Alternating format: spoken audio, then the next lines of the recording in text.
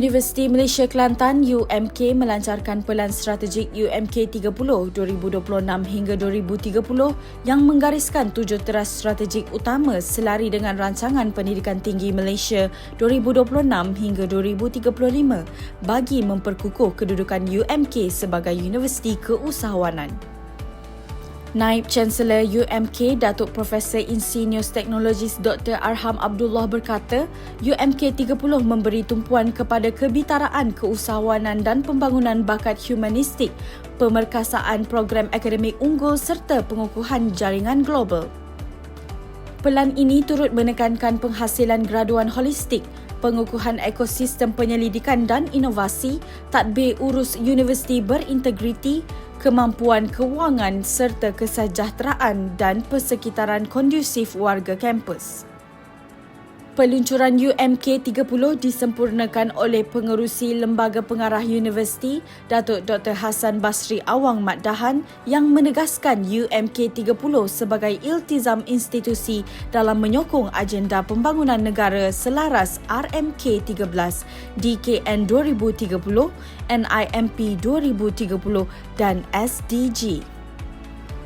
Majlis turut menyaksikan pelancaran logo sambutan 20 tahun penubuhan UMK serta penyerahan pelesenan pengkomersialan produk Biokenaf, royalti, geran penyelidikan dan sumbangan bantuan kepada pelajar UMK.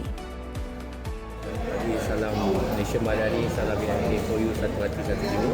So hari ini kita ada pelancaran ataupun peluncuran UMK 30 iaitu Pelan Strategi UMK 2026-2030 dan dirasmikan oleh Yang Bahagia Datuk Pengerusi LPU Datuk Hassan Basri.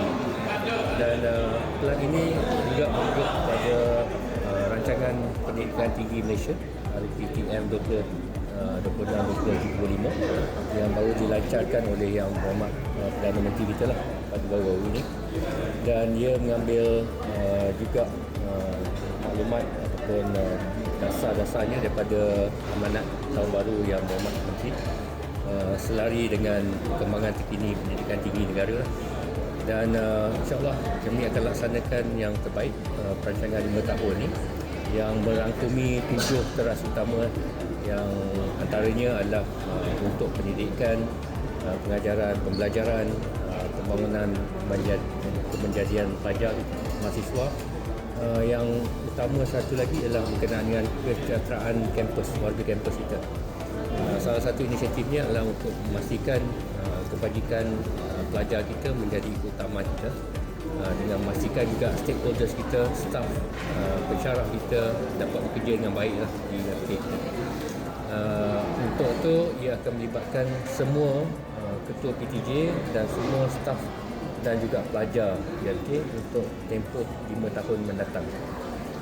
Kita harapkan dengan adanya UMK 30 ini akan memberi pandangan, garis panduan kepada pelajar dan stakeholder untuk kita menuju UMK sebagai institusi kesanaan terbaik di Asia pada 2030.